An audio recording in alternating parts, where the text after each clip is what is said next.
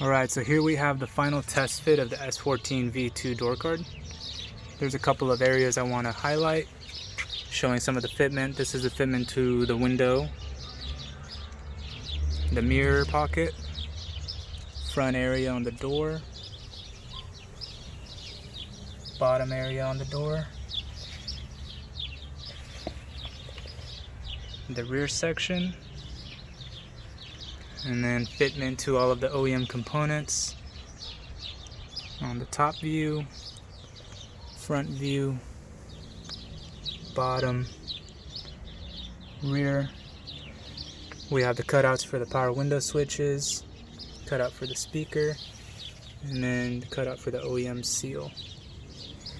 Only thing missing in this install would be the pull strap here, which you would be using to pull the door shut, and then you would release it using the OEM door release and the factory door locks.